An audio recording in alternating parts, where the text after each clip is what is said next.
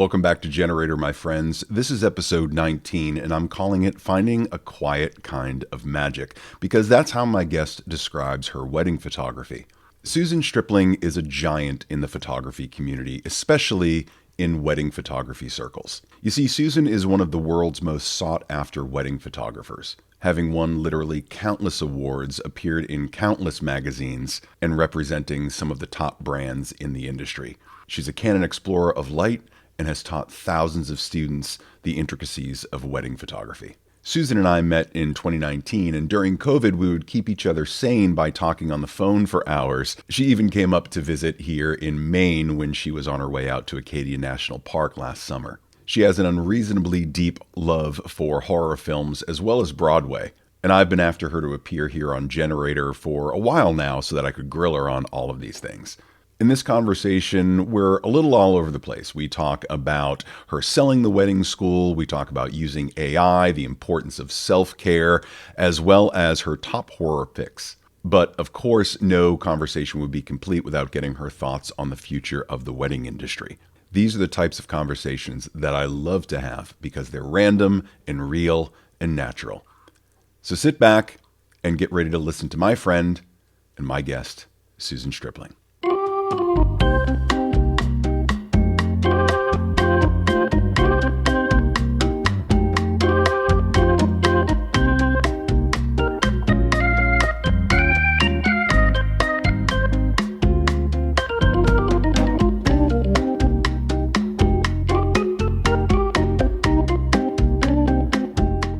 I saw your new website.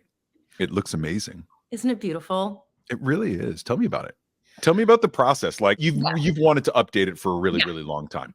I know that you were going through a firm there. Are they Brooklyn based? They're actually based in Las Vegas, which I did not know because it's like, website designers can live anywhere. Sure. It doesn't matter. Right. But after I started following them on Instagram, I was like, wait, they live in Vegas. They're young, amazing, much cooler than I'll ever be.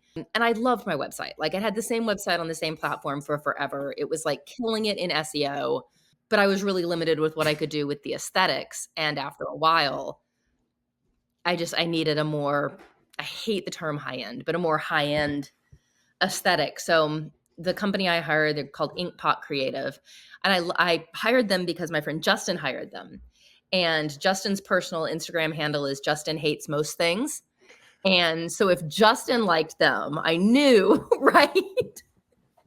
Like I knew we were going to be good. But they were also hyper organized, which I really liked because website projects can take forever, but they do a 5-week turnaround of a complete design of a website. And they set you up with their like Notion backend so that everything it all has a due date. You know exactly what they need from you on what days. And I just followed the to-dos one at a time. I rewrote all of the copy on my website.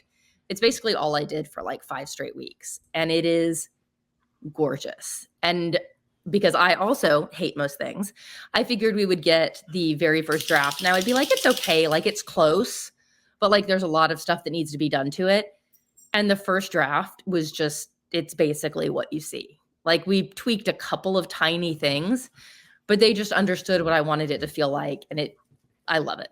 Like I still like, I feel like an old because I'm still learning how to do the back end. I'm like, how do you put in a picture? So I go back to the manual and I feel like I'm sending like, like when you're like programming your mom's VCR back in the day, right? Like, I feel like those are the types of emails I'm sending to them. Because their answers are like, well, it's actually quite simple. Nothing dates you like trying to learn new technology. Oh God, when I was in IT years and years and years ago, we would send, the RTFM, read the fucking manual to people. And I always kind of laughed about it, because I'm smarter than everybody. And then those projects started happening. And I had my website redone probably, God, it was 3 years ago. So beginning of 2020. And I went through a very similar type of outfit. Mm-hmm. They were based in Europe. And the problem was I knew more than they did. And I don't say that with ego, but I'm going through this and they're developing it on WordPress, and I've been using WordPress forever. And I'm like, I don't really think you should be doing it that way, but I'm going to trust you because I'm paying you, and I'm going to let you do your thing as the experts and just trust you. And at the end, it just wound up being me having to just write a check and saying, you know what, I'm going to finish this. I'm just going to finish this all.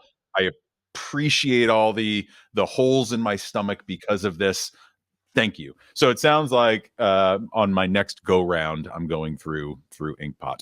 They were honestly like, I cannot say enough good things about them on all different levels. And I apologize publicly for every email that I send them now, which is like, how do I make the font italic? And it's just like, I can't believe I'm now the person asking these questions. But you know what?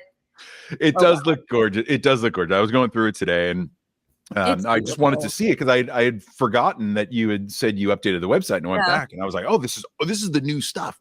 And it's gorgeous. The best thing about it, besides the pictures, obviously, and just reading about you in general, what amazed me was how personal you made it and conversational, right? So as I was reading it as if I were a bride or a groom. And I felt like I was having that conversation, meaning I could hear your voice. It wasn't Chat GPT copy. It wasn't, just real formulaic stuff. I'm going to take the best wedding pictures you've ever seen. You infused it with so much of your personality that the aesthetic, sure, it looks great, but reading it is a masterclass in relating to clients. Yay. Okay, good. I did it. Yeah, it was really, really well done. I mean, I think my boyfriend can attest. It's literally all I did, thought about, talked about for like 5 straight weeks, to the point where the copy could have all been word salad. Right. I have no idea. I looked at it so much, but it really was nice. It's, your work evolves over the years. Your brand message evolves over the years. And sometimes it just needs a new home to live in. I look at it now and I'm like, hee, that's mine. It's so pretty. It was so great because I'm looking at it and I didn't realize, like, I knew you've been shooting a long time. But as I started to read through the history and your background, which we don't have to go through your whole background, I didn't realize 2001 is when you started. I thought it was later than that. I thought it was after 2010, and you just crushed from, like for 10 years. But you've been shooting a lot longer than that. 1,000 weddings, Gucci Mane. You shot Gucci Mane. And literally the funniest part about that is I had absolutely no idea who he was. No idea whatsoever. The wedding coordinator, called, and I had been referred by the videographer for the wedding. And so she calls me and she's like telling me the whole deal about the wedding and where it is, and it's a celebrity and what they want in terms of contract and whatnot. And at some point I was like, you have to tell me, like, I have to know who it is because I have to send a contract to a person, right? Like, even if we're going through their lawyer or whatever. And she's like, okay, it's Gucci Mane. And I'm sitting at my computer and I was like, who is Gucci Mane? I had no idea. Like, it was so out of my frame of pop culture knowledge. I was like, is this Broadway? It is not. So yeah, I knew no one at that wedding at all. And like my kids were texting me and they're like, is Lil Yachty at the wedding? And I was like, what is a Lil Yachty? I don't even know. Is this a person? Is it a thing? Like, I don't know. But it ended up being really fun. And he was like super nice. And his wife is super nice. And it was just a wedding, really. Do you find and I'm assuming that wasn't a budget, let's go to the VFW and rent the hall type of wedding. It was probably a little bit above that. Do you find that in the higher budget weddings that they are easier or harder to deal with? I know because you have, like, I'm not a wedding photographer, right? So I'm the last person to talk about weddings, right? Which is why I'm going to ask you really ignorant questions about the wedding industry. So when you're starting out, a lot of times there are some bridezillas. And you're trying to find your way. Then you kind of hit your groove, maybe 5-8 years in, and you're really humming along. And then you get to a point where you're above that and you're sought out for what you do. And you start getting into higher profile weddings. And what I've seen this with several of my friends, right? And that's how the career goes. Yeah. Where you're dealing with high budget weddings, do you find the coordinators, and I'm not going to throw you under a bus here, but do you find the coordinators are easier to deal with on the bigger weddings or harder? Does the experience that you have, is that commensurate with their experience? And do you find everybody just working as a cool team, or is it just all over the place and you just have to thread that needle through the day? It's all over the place. Like I sit down and I think like, okay, well, the weddings that like have bigger budgets, are the clients easier? Are they harder? Yes, no. Some of my most difficult clients have been lower packages. Like they've spent less than very expensive clients, but I haven't really been able to draw a line between when my job gets easier and when it doesn't. I can say that there are a handful of coordinators that I work with that do bring lovely budget weddings. And they bring a good atmosphere to the table. So working with them is like, you can just kind of like trust fall into the day. Sure. And it's going to work. Like they're going to manage all the vendors and it's going to be a cohesive team. But honestly, sometimes it just goes off the rails no matter what people try to do. Well, that's really kind of what I was getting at. It has very little to do with the amount that's spent or what you're hired for. It has very little to do with that. Yep. Just in terms of experience level, I figured that if there are people with a little bit of expendable income, that they'd be hiring, top tier folks all across the board. And I was just curious if you ever looked back and you got to this point where you were just kind of like, yeah, I'm kind of working with the Hall of Justice here with like, the videographer and the officiant and the band, like we all kind of circle around each other and it's cool. Having really never been in that world, I'm sure it's a roll of the dice every time. It's funny because where I'm at right now, I'm trying to push myself to like the next tier of money making, like the next tier of I don't want to say clientele because it's not judging the people I'm working with, but the next budget level in terms of packages. And every time I do that, like every time I make the next leap, I'm like, okay, it's going to get easier. Like the team, the day, it's all just going to get tighter. And what I've learned, if anything, throughout all of this time is that I have no idea what's going on. No one has any idea what's going on. Like a perfectly planned day could go completely off the rails and a badly planned day could go beautifully. Like there really is no, if any photographer has reached the point where they're like, I have made it and all of my weddings are now very easy. I would love to know what they've done because it's just part of why it's fun is you never really know what you're going to get into. And part of why I'm exhausted at the end of wedding season is because you never really know what you're going to get into. But it does get easier when there is a planner on the team that is, and I like an event planner, like someone who's been with the clients from the beginning, full service planner, who's helped with timeline, who's helped coordinate vendors, instead of someone who just kind of comes in for month of, day of, week of planning. What I do find, if I'm going to find like the easiest wedding to do, it is going to be with someone who has full service whole way through planning, because part of what they do as they're planning and coordinating is helping put together a team. And that's putting together vendors who work super cohesively together, which just makes things easier. The last thing in the world I would ever want to do for a living is like month of, day of planning, because you're running in, it's like building a house 9/10 of the way and then having somebody come in and go, just finish it. Right. And you're like, you hired insane people. Like, what is going on? But it's that sad. I've never had one go so far off the rails that it couldn't be pulled back. So, and that's the common theme that I hear from everybody that shoots weddings is they come home with that 1,000-yard stare, a little bit of shell shock, but they're like, I'll still do it next week. I'll do it next year. I'll keep doing it. Right. And there's this weird dynamic between the love-hate relationship with shooting weddings. Everybody knows it's probably the most grueling, but it's also gives you the most experience in every sort of condition ever. And I know that the wedding school is, now under Emerald, but was that the reason that you wanted to get into education, was to start a school like that and eventually sell it off? Were you trying to just teach people what you knew? How did the wedding school come about amidst all of that? Amidst everything. Well, most people's kind of speaking trajectory goes that, you stumble into somebody somewhere asked you to give a talk for something. Sure.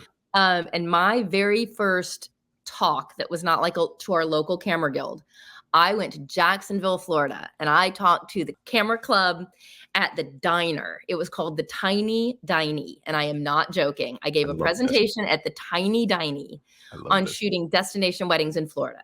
And this was in like 2004. And then like you go from there to speaking at like, slightly more regional, and then maybe like a WPPI, a Portrait Masters, like you kind of get asked to speak a little bit higher up. And then people start asking like, do you give workshops? And I was like, yeah, I can give workshops. That would be fun, because there's really only so much you can impart in like a 90-minute class, an hour-long class, that sort of thing. So I started doing like small group workshops, and that was fun.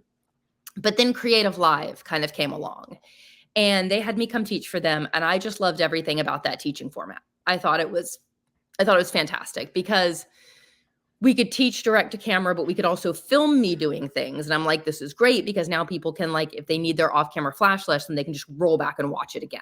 And then that kind of went on, and I was like, but all of this education that I've done is owned by another company, which again is absolutely fine. My Creative Live years I loved them so much. Like it was such a special bubble of time. Craig Swanson, who is one of the owners and like founders of Creative Live, started getting into working with other educators, and he and I kind of conceived of the wedding school of like, well, what if instead of one-off classes over here, I just put everything under here? And that's when I started thinking like, I don't know how long I want to educate at the pace that I'm educating right now, because I was teaching a lot and I was also shooting a lot.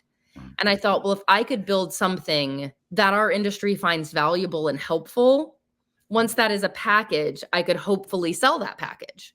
Mm-hmm. And I know a lot of educators are like, oh my God, I would never sell my education. I would never sell out, which is like the funniest thing I've ever heard, because like I'll sell out all day. I have no problem selling out, because I like money and would like to retire one day. And I built this beautiful thing, and I built it to the point that I wanted to build it, and then I didn't want to build it anymore. I wanted to hand it off to somebody else. So I did. Coming from Cisco, doing mergers and acquisitions for over a decade, that was the thing that I found with all of the different founders and the CEOs of these small companies, is that very few, I did 60 some odd deals. I'd say 55 of those, they were built to eventually sell. Yeah. Now, those executives were also of the mindset, hey, if it doesn't, that's okay. I still have my exit plan. Absolutely. I'm going to put 5 or 8 years into this and then see where it goes. Right. A lot of those guys were churning them over in 2 and 3 years. I love the fact that you had an end goal in sight. Yeah. Right. That didn't include that there was an exit plan, that you were like, I want to retire at some point. I originally built Stone Tree to do the same thing. Mm-hmm. The emotional attachment to it. I know you just said like, you had always envisioned packaging this and selling it off. Mm-hmm. How did it feel when you did? Did you feel a weight lift? Did you scream? Yes. Did you cry? Did you laugh? All the things? It's funny. It took forever to sell it.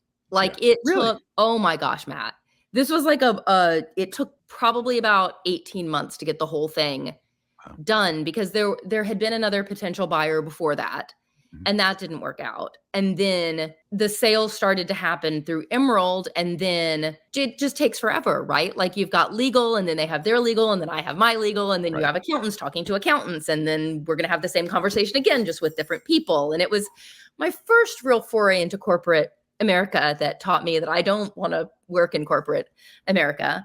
I mean, it took a long time. I feel like that gave me time to be done.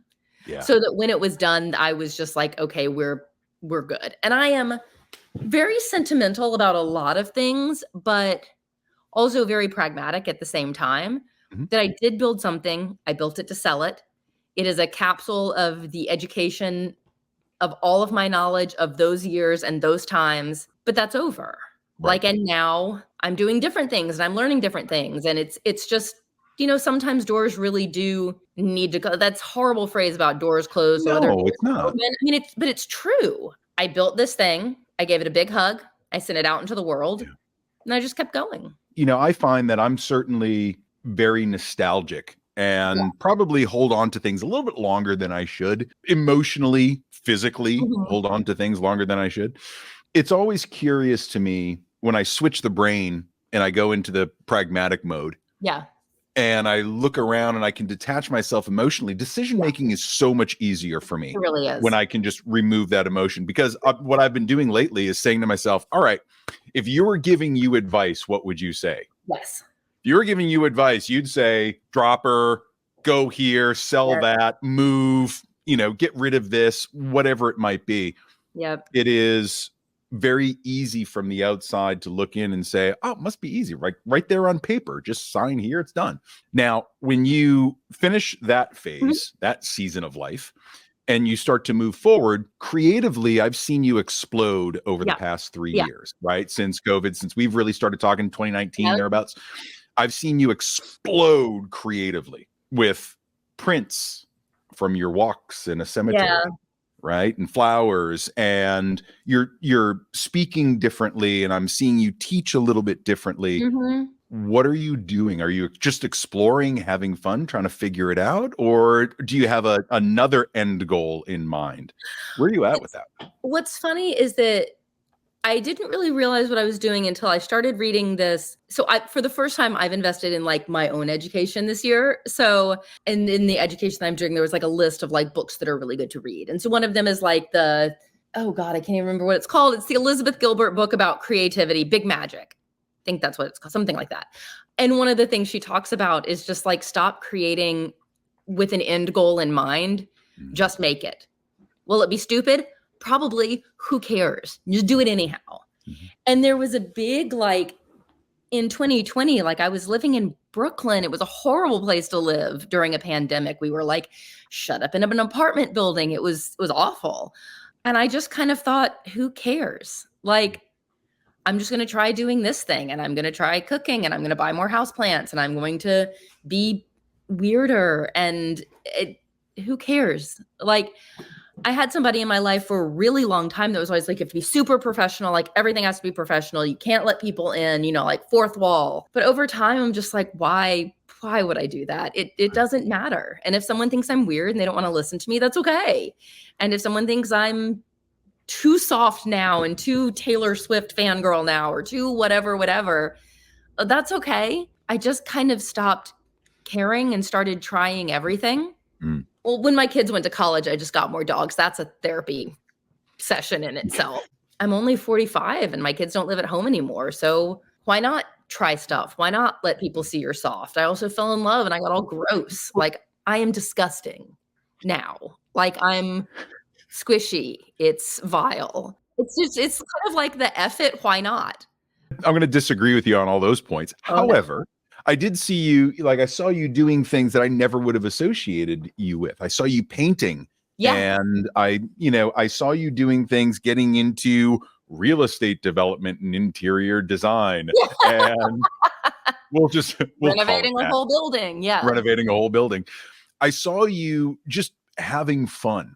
And the interesting thing you said in there was about the fourth wall and what people think of you. It's been a really interesting thing to watch with the rise of TikTok, with the rise of social media. I'd say over the past 3 or 4 years, that this fourth wall has fallen apart. And the access to celebrity, and yes, I will refer to you as a celebrity in this point, the access to celebrity has become so easy to interact, right? You used to have to write a letter. Well, Mr. Cary Grant, I really loved you, and I would like to someday meet you. Now I can slide into your DMs and be like, yo, what's up? You want to talk wedding stuff? I think the access has made everybody rethink how we interact online. And I'm sure there's someone listening right now going, oh, the boomer gets it. He gets it. I think. Great. Like, I'm 45, whatever. You can make fun of me for being the boomer that gets it. I'm not going to act like I'm 22. I'm not. Like, all I'm saying was like, me, the boomer, I get it. I finally understand social media now. And I'm the same way. Like, you're not going to catch me dancing. You're not going to catch me lip syncing, but I will be open and vulnerable. And I will show you parts of my life that I probably feel a little bit weird and squishy sharing, but you know what? It's me. Take it or leave it. We got a couple of hours on this planet. Let's make the best of them. If you think my Instagram stories show too much of my cat, or I talk about Taylor Swift too much, don't look at it. Makes me with happy. that, what's your favorite type of stuff to create? Is it painting? Is it, breeding plants? Like, what's your favorite thing I to kind be of can't figure creating out right what now? I'm doing right now. Like I don't want to say I'm having Mm, like a midlife crisis, but like after 2020, when you try all kinds of new things, because we were all at home and we had yeah, nothing else to do, what do I want to try now?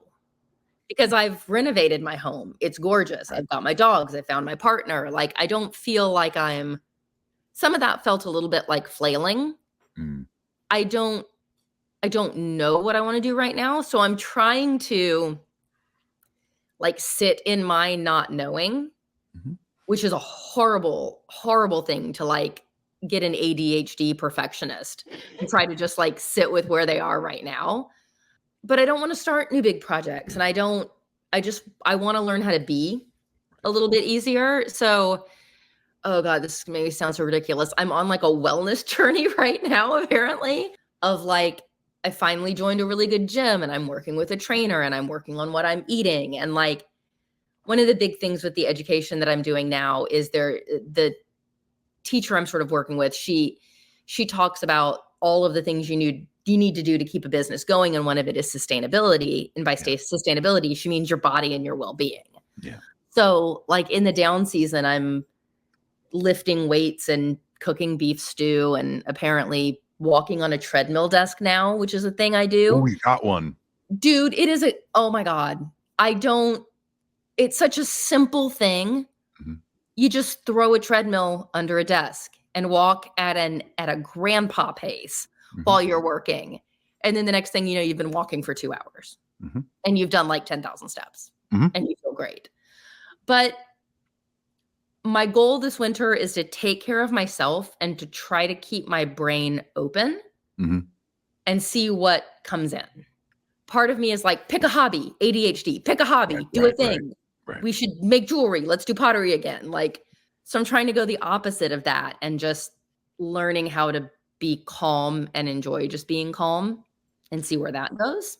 So, yeah. You know, you had this quote on your website, and I'm going to read it. It's a quiet kind of magic, being able to pluck a fleeting moment from the grasp of obscurity and place it on paper, holding it for all time. I'm going to cut off the place it on paper, holding it for all time. And it sounds like you've been trying to create this quiet kind of magic. You're finding these fleeting moments. You're taking them from obscurity and you're nurturing these things in your own life, and you're building and you're creating. And without that end goal in mind, Yeah. putting it on paper, Yeah. you're able to just let things be. Do you find that that has opened up new doors for you overall? Do you find yourself more calm? Do you find yourself yearning for what you had and want to be that busy again? Or are you just really relishing the present and just saying, you know what, I need to take care of me. This is what I'm doing at this point. The rest of the stuff will come when I'm ready for it. Honestly, I'm just trying to be right Yeah. now because I feel like so much of my life was a mom within a year of graduating from college. Like I have Mhm. spent my whole life building things, raising things, whether it's people or a business that I sold or a business that I still run or a life in Brooklyn. And now having my kids out of the house has been an even bigger what the hell does all of this even mean than I Yeah. thought it would be. I like to know things. I like data. I like facts. Like I like to be able to prove things. It's funny that I didn't have like my who am I now crisis when when my youngest went to college. It took like a year to really hit me. And I just have this frantic desire right now to be like, I am a person who likes these things, who does these things, who lives this way. And I'm Mhm. like, no, we're not gonna do that. We're not gonna like put down hard facts just so we have facts. Right. Let's just try to let it figure itself out organically by like working on my business. Like Mhm. just let's just let things unfold, Mhm. which for me is like water torture. Like it Mhm. is so hard. I just want to know. I guess I'm in like the figuring it out season. There's a whole lot of I don't know. Right. Like what is next? I don't know. What am I going to do this winter? Yeah. I don't know. I can tell you I'm going to be working out a lot and Just so part of this, I keep talking about this big magic book because it's what I've been reading. She talks a lot about like how ideas wander around until they find homes. And if like the idea comes to you and it knocks on your head and you're not ready for it, it goes and like finds somebody else who'll let it in the door. And so my goal right now is to just keep all the doors open and try to like keep my brain open for ideas without forcing them. And I'm in the phase of that right now, which is very, very, very hard because I don't know how to sit down and calm down in any way that hasn't been dictated by a global pandemic. Carlos Santana had, I will butcher the quote, but I'll give you the gist of it. Go for it. I heard an interview with Carlos Santana years ago, and he was talking along the same lines where he's like, someone had asked him, how do you improvise and how do you, create the music that you create? And he's like, the music is already out there. Yeah. I just channel it through me. And if I don't, it'll find somebody else and it'll go through them. Yeah. And he's like, I want to bring as much of it to the world as I can. And it sounds like you found this luxurious freedom in allowing that to happen to your ADHD, methodical brain. Yeah. I know that I struggle with it a lot. It's got to feel simultaneously exciting and freeing and terrifying all at the same time. It sucks. Yeah. But it's like sitting down and doing this education where it starts with like, some of it is very education 101, where it's like, figure out the why of your business. And these are things I did a long time ago, but I'm doing them again. And it just feels like something in my life is slowly turning over, but I don't know what it is. So I'm trying really hard to just trust the process. Sure. Which is, it's terrible. It like sucks. I want to know what the process is and when we're going to get there and what it's going to look like. And I want to know right now, because you also have practical concerns. Like, will the process make me some money? Could the process bring me a few more wedding bookings for next year? Like, we got to pay the rent. Like it's, got to pay the mortgage here. Often joke that it's like a midlife crisis, but I don't think it is. It feels more like an unfolding into what's next. But I am the least gently unfolding person ever. So we're gonna need it out. It's gonna get there. So, and I am getting better at saying I don't know. When people are like, well, what's next for you? I'm like, I don't know. And that has to feel good instead of like, oh my God, I don't know, which is really scary. That anxious I don't know is way different than the wonderful expectation of the unknown, of saying, no, I know I have no idea what's coming. And that's the exciting part. Like, it's going to be awesome no matter what it is. That's a really nice place to get to. I know that I think I was there once. Right now, not necessarily there, but I think from what I see of you from afar, it looks like you're exploring all these things, and it's really cool. I mean, I saw you this past summer. You're in a van. You're traveling around. I know, I love it. You're renovating a building. Like, you really do. You seem to have stepped back on a day-to-day basis from what you're known for, and you're exploring all these other bits, and that's got to be just a really cool feeling. So, what's your go-to to kind of step back and recenter? On a day-to-day basis, like, I have a nighttime routine, and I know it sounds cheesy, but it's like the greatest thing in the entire world, which involves eating frozen green grapes in a bath and then reading a book for as long as I can until I fall asleep. And that kind of like, we'll go, which part are you making that face about? The frozen? No, I'm just like, this sounds wonderful. Tell me more. I have a bathtub and grapes and books. Talk to me about this. So, but you have to freeze green grapes, not red grapes, because otherwise it's weird. But I like to freeze green grapes and then put them in a bowl. And like, I have one of those like bath caddies that sits on top of the bath. Me too. Oh yeah. When we renovated, when I saw like your place, your bathroom was gorgeous. But the big deal, like when I renovated this, I was like, I want my shower and I want my tub in the same room. I want them to be like, it's like a wet room. So I could step from one to the other. 100%. It's the best thing ever. Highly recommend. 10 stars. I just run a really hot bath with a lot of Epsom salts, put frozen green grapes in a bowl. I have these electric candles that I turn on. I turn all the lights off. And I get in the bath with my book and I just read for forever. And it's just like being in white noise. Like, that's the best way I can describe it. So it like sets me up for sleep. That said, sometimes it just doesn't do it. And I do get really twitchy if I've been in one place for too long. So I do like going places. Like the van is one of the best investments I've ever made. So like when Bill has this wedding in Florida, we're not going to fly to it. We're going to drive to it. That's great. And knowing that I have the ability to just be like, we're just going to take off for a couple of days and go somewhere. We don't have to find a hotel. We don't have to, figure any of this out. We can just get in the van and go, figure it out when we get there. Pro tip, you can sleep in a Cracker Barrel parking lot for free. No one cares. It's a big Cracker Barrel thing. You can car camp or van camp or take your RV to a Cracker Barrel parking lot. It has van parking because they know you're coming in the morning for pancakes. So yeah, as long as you go where there's a Cracker Barrel, you can go anywhere. But I'm still getting used to I keep coming back to the whole kids being out of the house thing. I'm just still getting used to the idea of we can just pick up and go somewhere. And I don't have to arrange the girls need to be with their dad or okay, they're here and then I'm going to a wedding and then I'm doing this. It's just a whole completely different mindset. So yeah, the van is like having a little traveling apartment and we can go wherever we want. So next year we're planning on road tripping out to WPPI again, taking a month, just going out west again and seeing where that takes us. I was thinking, I love being on the road, right? I love just driving and being on the road. Me from too. My former life, I would rather drive than fly. Yeah. Any day of the week. I don't mind doing 12, 15, 17-hour stretches at a time.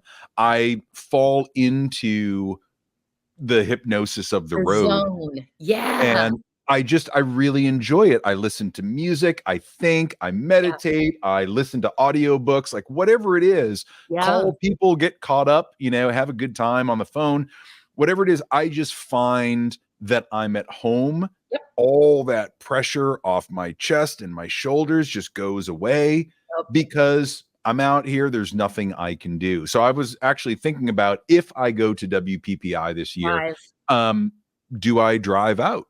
And take some time. Now, why not? Your van is far newer by about 2 decades than my truck. So driving the 3,000 miles and that might not be worth it, but doesn't mean I can't rent something. So you've got your apartment on the road. Mm-hmm. Tell me about the renovation. Now, we haven't talked about last time I talked to you about the renovation. I know we talked this summer.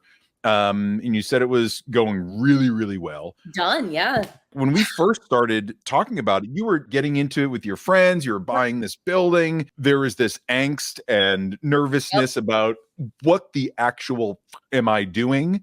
And this was a bananas decision. This was an absolutely bananas decision. In hindsight, it was. What are you thinking now? I think it's awesome. Yeah. So for anyone who has no idea what I did, I lived in Brooklyn since 2007, I think. And once the girls were in college, I was like, why in the world am I spending all of this money to live somewhere that I don't even like that much? So I sold my apartment in Brooklyn and bought a building in Baltimore with my friends. And I say my friends, both of them are my friends. They're married to each other. Right. So we actually bought this building a year before I moved in. During the pandemic, when we all thought we were going to die, we would just sit around and look at Zillow and it was like, I would rather die in this beautiful home that I can't afford, than this beautiful home that I can't. You would look at, and it's like a New Yorker's pastime anyhow. It's just looking at real estate. Somehow Jane had mentioned that she wanted to move back to Baltimore because she was from the area and they were living in the suburbs and they wanted to move to the city. I don't even know how we started looking at Baltimore real estate. But we found this building it's like an art gallery / studio with an owner's residence on the bottom floor and then an owner's residence on the top floor and then a back apartment that could be rented out or used for guest space. And we use it for guest space. The catch was that the downstairs unit was perfect and ready for moving in. And the upstairs unit looked like 1992 had thrown up and died in the apartment. We're talking... They managed to have both drop and popcorn ceilings, multiple different types of carpet. This wall behind me, they plastered over it. It was a travesty. But we knew that if we bought it and we went in on the renovation together, I had a year that I wasn't going to be living here. So we could literally rip the whole thing down to nothing and start over again. Right. And so that's what happened is for my daughter's senior year of high school, I was living in Brooklyn, but traveling back to Baltimore to watch this renovation take place, which we thought would take X amount of months and X amount of dollars. And 3 times both of those things later, I've been here now for a year and a half, like officially moved out, sold the Brooklyn place, live here. And this is the most beautiful place I've ever lived. Like, I can't believe that it looks like this. I can't believe it's done. The final step was finishing like a roof deck so that I had outside space. And that was done earlier this summer. I officially, like, I live out here full time, but my business and my studio are still back in New York, which seems crazy, but it's only like 2 hours and 45 minutes door to door from here to my studio door, which is not that bad. It could take me the same amount of time to get from here to Manhattan as it took me to get from Brooklyn to Manhattan on a bad day. So I just go back for weddings. And otherwise I live here. My cost of living is so much lower and I live in this weird building and we're still kind of figuring out what we're doing with downstairs. We use it partly as an art gallery. We have a little store that we open on like neighborhood First Fridays. Sure. But figuring out what we really want to do with it long term, like does it stay an art gallery? Does it become like a peer space sort of rental? Kind of still sorting that one out. We own the building together. It's the biggest friendship commitment I've ever made is we have to be friends for at least 28 more years. The weird thing you think when you're like little and you're like, I'm going to grow up and like live in a house with my best friends. I kind of do that. You did it. Yeah. You can either go the cult route or like what you did. And hey, listen, I said, I don't know. Cult route could be next. We're not sure. we might still be building this commune. You never know. Hey, listen, we're letting all the ideas come in. We're just going to see where it all goes. Guys, the dogs don't think I should start a cult. They all just started barking. Now that you live in Baltimore. Yes. How's your connection to Broadway? Because you were a Broadway freak, dancer, musical lover, right? So do you miss that connection? You still going back a lot? Has that affected your love of Broadway at all? No. I still go. And it's funny because and I'm sure anyone who lives in any big city can attest, like you do less of the things that are in your city when you live in your city. Oh, sure. Like I never, ever went to the Statue of Liberty and I lived in New York for how long? And it's always like when it's there and you can go whenever you want, you never go. Sure. So I still see stuff. I still go back to see stuff. There's nothing that I'm really super like thrilled about right now. There are definitely things that I still love the city for. And I can appreciate a little bit better now that I don't live there. But I'm kind of handing Broadway over to my daughter, my oldest, who just did her first Broadway show contract, working on a lighting design team to get a show up and running. And she's done with that contract now. So she's now fielding the question of, so what are you going to do next? Right. Which is the perpetual freelance life question. I didn't move all the way across the country. I can still go back for anything I want to go back for. And I can go back with better appreciation. Life feels more open. The air feels cleaner. I don't know. It's Baltimore. So I mean, there was a puddle of blood on the street around the corner yesterday morning when we walked the dogs, but there wasn't a visible crime scene. So it's fine. You don't know what species it was. I don't get that out of shit. Could have been anything. Absolutely. Speaking of homes. Yes. I've got my home here, which you've seen. I have several more plants since you've left. Good. They're on the slow euthanasia path where they look at me sadly. I water them. I talk to them. I try to take care of them best I can. But every plant I have in the house is on hospice care. I was going to say, so you're a hospice facility. I am a hospice facilitator for vegetables. Nice. Where should I go? What should I buy? Should I just get a fake ficus at like the Christmas tree shops and put that in the corner? Or do I go the succulent route? Talk to me, Susan Stripling. No. Just get a bunch of pothos. That's literally all you need. I have 2 of them. And how are you killing them? How are they dying? You live in Maine in the winter. Everything wants to die. Fair enough. They're unaliving themselves on purpose. But everything you need to know about plants, just follow Hilton Carter on Instagram. Hilton Carter. Okay, I'm literally writing that down. He is, first of all, the coolest dude ever, and I've learned everything I know about plants from him. Are you speaking at WPPI this year? Are you out there? You are. I think yes. Apparently, yes, I am. Yes. So I do want to come out and see you because last time you were there teaching, I had a blast, and you were doing the thing. You had your fingernails on. I did.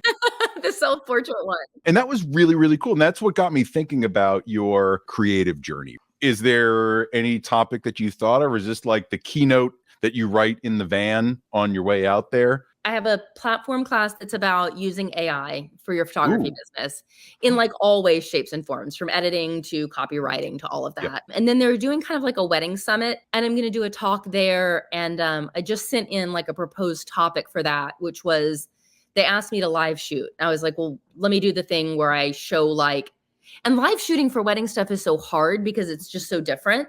Right. But what I really like to show is like the variety of portraits that you can make with just one light. Sure. And how just one light, using it in a bunch of different ways, you can get a lot out of it. So that's probably what I'll end up doing if they approve that. If not, you didn't hear this and I have no idea what I'm talking about. I'm talking to Pratik tomorrow night. Are you?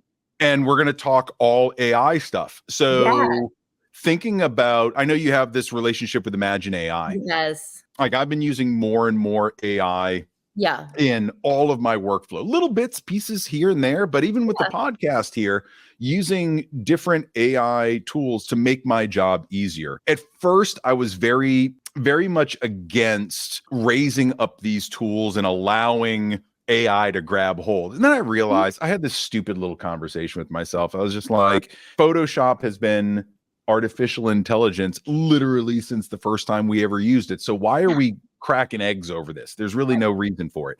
Yeah. What I've found is in my own particular workflow, there are bits and pieces that I use to save time. Yep. I find myself using AI in that respect, not to create, not to make things. I'm using it to replace the time, to give me more time to create. So I'm replacing the time that would take me away from creation and putting it more into ways that frees up time for me to do what I love to do. Absolutely what I do. Yes. Yeah. I'm not using it to make stuff that isn't there. Right. I'm right now, because who knows where it will take us in the future, but like if I can teach AI to edit like I edit, why would I be spending hours and hours and hours doing it myself? Right. When there's something that could do it for me that I taught to do it? Why would I spend forever cloning someone out of something in, my assistant softbox, out of something in a photo when I can just loop it with generative fill and have that do it? Like, I love using AI to make my life faster, easier, just more streamlined. Sure. I'm still not sure how I feel about using it to make things that aren't there. But I also have a job that is very heavily rooted in things that they have to be there. Like it's with portraits, I could absolutely see being, AI is a huge possibility. Right. But for weddings, there's so many, it's real moments, real people on a real day. There's less, let me take the building out that they got married in front of and put them in like Iceland instead. Like that's not quite as applicable. There's a different intention behind it too, right? The intention of Susan shooting a wedding is to capture those moments on that day for those people. Yep. Screw the rest of the world, right? When you're creating things to put out there to gain attention and you're using AI to do it, the intention is different. Now you're just marketing. Now you're just advertising yourself. Unless you are a digital artist that uses that as your base and then you manipulate that into something else. It's such a hazy gray area, right? And I try not to have any level of absolutes because I hate absolutes. So tell me a little bit about plug Imagine AI a little bit. Just because I know you're all in on that tool. And you've told me without any audience, you're just gonna Imagine AI is the shit. Without being melodramatic, has legitimately saved my life. Like, there are so many photographers like posting right now on their stories and whatnot where they're like, I'm drowning in editing. And I'm like, I'm done. Yeah. Why? I'm done. I come home. I usually call the wedding within a day of shooting the wedding because me personally, if I let too many days go by, it takes me so long to call because my brain just starts forgetting things. And if I do it really quickly, I'm so much faster at it because I remember the day really well. But like 5 days go by and I'm like, was that the bride's mom? And I'm like, oh my God, you idiot. You were literally just there. But then once I've called, I send the images to Imagine. I usually go take a shower while they're uploading. And I come back and they're done.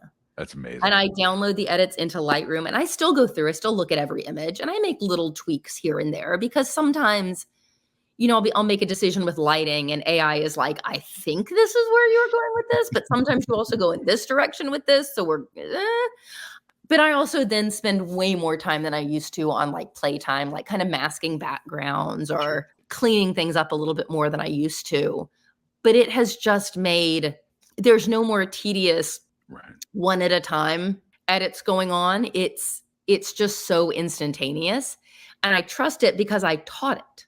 Like, it's not just let's send it to a bot that's kind of going to guess. It has crawled your Lightroom catalogs that you've sent it, and it knows in these situations you do these things, so we will replicate them.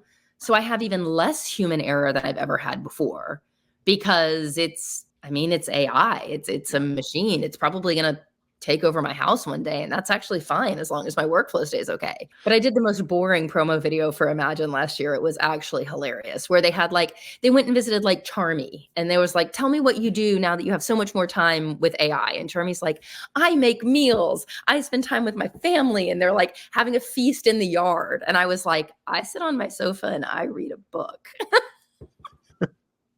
And I was like, which probably appealed to a huge audience to hear just that. Like, I'd love to sit on the couch and read a book. I don't do anything.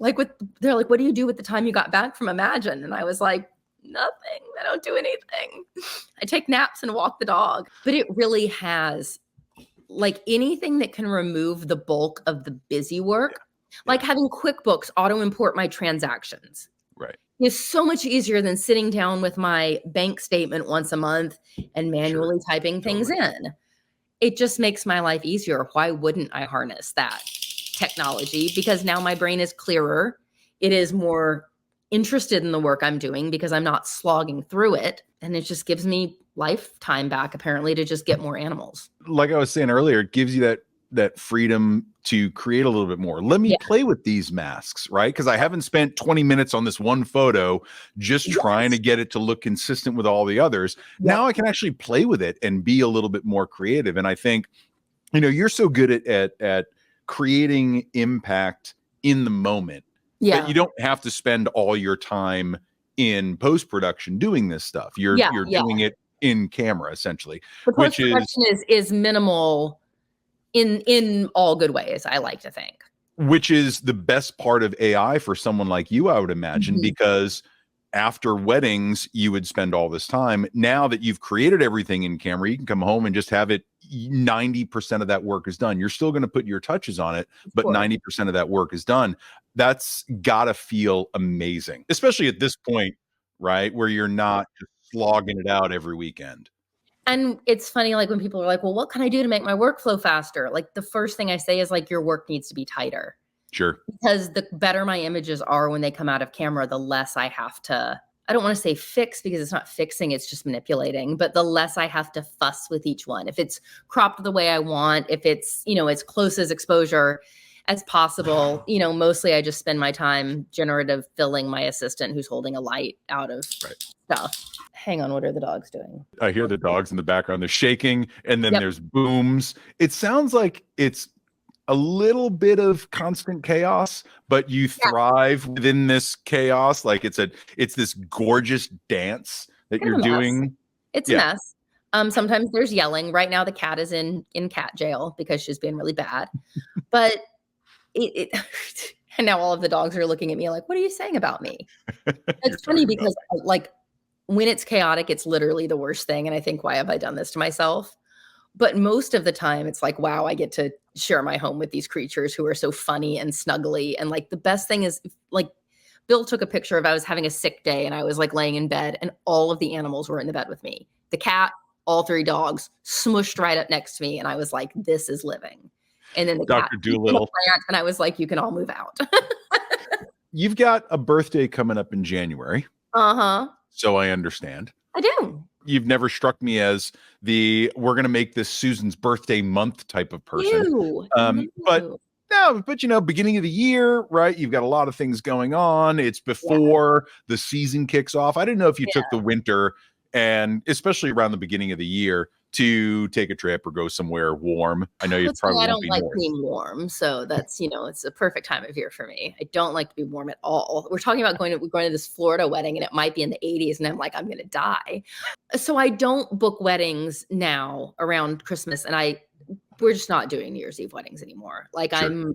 I'm saying the phrase, I'm too old for this shit, but like, I can't do New Year's Eve weddings. I just want to see my parents. I just want to see the girls. I want to relax. January is sort of like, let's start planning our road trip to WPPI time, because last time we were gone for a whole month and it was legitimately the coolest to just be able to take off. So we went down to my parents, dropped off the dogs. My parents live in Georgia, and then headed out from there. So I think January, February, honestly, my goal is to just try to be as reset and chill as possible for the year. I'm doing a lot of business reevaluating right now because the wedding market is so different. People book differently now. They book closer to their wedding dates. Like the pandemic sort of shook up the market a little bit. I'm just trying to take the time to see where it is, where it's going. What am I going to do in January? I don't know. And I say that as a happy I don't know, because I don't know. We're also talking about maybe going to Bermuda, because we're trying to find somewhere we can go that's kind of tropical but not super hot. We realized that it's like in the 70s in January. So that might be my perfect.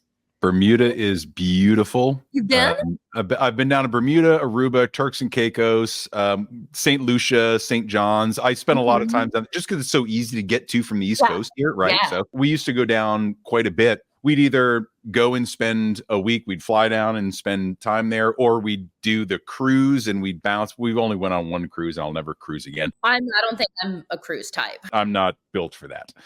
And I love it down there. Such an easy pace of living. There has to be an expectation. Like, I like to go down and be pampered at whatever resort. At the same time, I don't need all that. I could very easily rent a house and have just as good of a time. Doing. Yeah, it's like Airbnb-ing a place for a week and just having your own thing. Well, and also there's something to be said for being away from home where I don't have, I want to start a home project, or like I really should clean out the closet, or like something like that. I'd like to be away, because I guess if I have any creative itch at all, it's to, I started writing a little bit during the pandemic, and my brain keeps kind of like coming back to, I think you should maybe write some more, but that's about as far as it's gotten. So we'll see. I don't know. The last question that I'll ask you that you can very much answer with, I don't know. Been in the game a while. You've seen the wedding industry up and down, sideways, this way, that, and the other. After COVID, you just said it got shook up a little bit. And I'm hearing the same thing, right? Where everything's been kind of turned on its head. Yep. Do you think that will normalize into the way it was? Do you think this is the, I hate saying new normal, or do you think it will kind of find its way somewhere in between? Honestly, the correct answer is probably somewhere in between. Somewhere in between, yeah. But it's also, I don't know if it has anything to do with COVID. Like, it's, newer generations, different ideas about marriage, different ideas about weddings, different thoughts about what they want out of life. Like, the traditional wedding photography model might not continue working because things might look different. But I guess what I'm trying to tell myself with all of this, and this is really hard to do, is I don't know, and that's okay. Yeah. I just have to keep my eyes open, analyze as many data points as I can, and try not to make any frantic business decisions based on any shifting sands that I feel, because I don't want to make a panic decision to change the type of way I do business only to have it 2 years from now stabilize or normalize, or the economy change. And then I'm like, I made a decision I don't like. Yeah. So I don't know what's going on out there. I know that bookings are strange. I know that most everyone I know is very quiet right now. Very, very quiet right now. Like, more quiet than they've ever been. Like, does my contact form work? Quiet. And I hear that from everyone who isn't lying. Honestly, like, some people are like, this is the best year I've ever had. And I'm like, you Instagrammed like 4 weddings this year. Like, how is this sure. But things are just weird. But the economy's weird and everything's really expensive right now. And I don't know that I would want to spend a lot of money on a wedding right now. So I can't fault how people's, and also that whole thing people are talking about, like, are we going to have a lost year or a lost couple of years where like nobody was really dating in 2020? So like, are we going to have a wedding gap? Like, what does that look like? I just know that like back in 08 and 09, with the economy, everything shook up the wedding industry again. I was just like, I'm just going to stay the course and see what happens. And then I will make adjustments based on the data points that I can look at. That's all I can do right now is just keep saying, I don't know, but keeping my eyes open. Like you can say, I don't know, but you're really just like, I don't know. I've got blinders on. I don't want to know. What it comes down to is it's really just freelance life. It's always going to be a bunch of, I don't know. And like, we never get tenure and nobody gets job security and I don't get a pension. There's just always going to be so many questions, but hopefully being okay with not knowing. I don't know. From what I've heard this entire hour has been, you're very comfortable with that. I don't know now. Maybe 25-year-old Susan wasn't necessarily as comfortable. She would have had an aneurysm. Would have had an aneurysm completely, just blown a gasket. But it sounds like all this work that you've been putting into just staying present and accepting the unknown is really calming.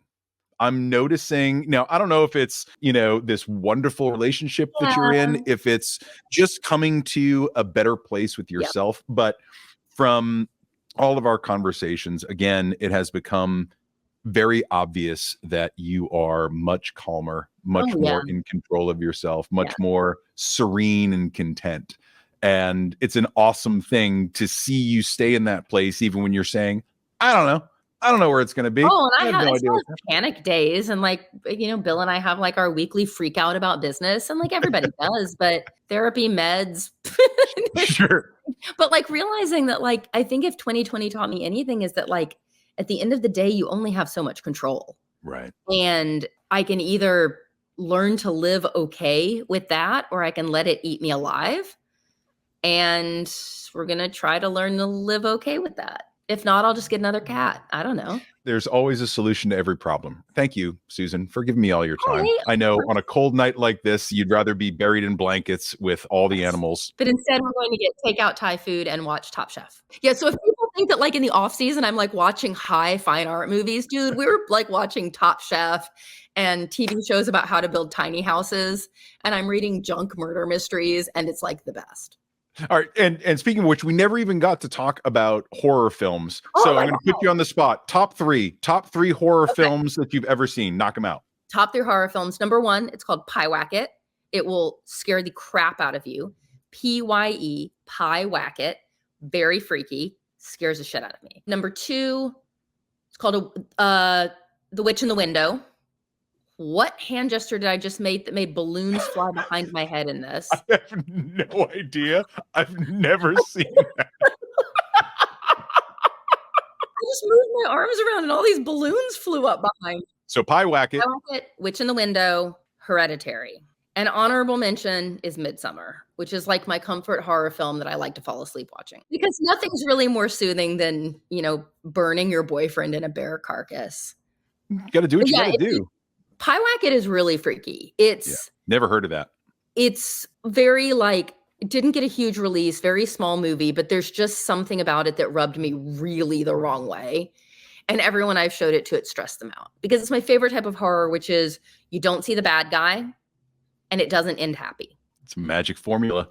It's true. Like the second, I would put Smile on like my top list, but they show you the bad guy at the end. And the second you see the bad guy, you're like, that is stupid. And it is not scary. That's the worst thing you want when you're in a state of fear, is to be like, well, this is stupid. Because it just takes you out of the whole story. You're scared of. I can be not scared of that. But if you just don't show it to me, it's like, also on my list is It Follows. Someone you might not even be able to see is just following you around to kill you. Like that is, that's New York, really, is all that is. That's really, the latest Scream movie that was set in New York when like Ghostface is like on the subway, I'm like, this would never work. Like the New Yorkers would have just beat the crap out of him. It would have been over in like 2 seconds. He would have been trying to like rob the bodega and everyone would have been like, get over yourself. But yeah, if Pie Wacket is the one that really, hang on, one more. Can I do one more? Yeah. It's called Lake Mungo. It's done as like a faux documentary. And faux documentaries are usually so cheesy. This one really does It's not like found footage, like Blair Witch style. It's No, it's okay. like it feels kind of like you're watching like a Dateline Okay, almost. gotcha. But there's something about it that just it gets under your skin so wrong. It's great. It's great. But if anyone really wants to see all of my 500 favorite horror movies, I have a Letterboxd account, so you can just look me up on Letterboxd, and I have a whole list rated by the ones that I like the best. Because listen, we had nothing to do in 2020, so that's what I did. I love that you dropped that, because I really do want to go check that out. I love horror movies because, like, my favorite horror director is Mike Flanagan. He did Haunting of Hill House, The Fall of the House of Usher, like the new Doctor Sleep. And his wife is in a lot of his movies. Her name is Kate Siegel. And if you follow her on TikTok or Instagram, she did this great monologue once about like why she likes acting in horror. And horror movies get a bad rap, but it's actually the truest and most genuine acting you will do, because it is your truest and most genuine base emotions of fear, of anxiety, that's a whole nother podcast of why I think horror movies are the greatest thing ever made. I would love to. And that's not Katie Siegel, Peggy Bundy Katie Siegel, is it? No. Okay, all right, totally different. Very different Kate Siegel.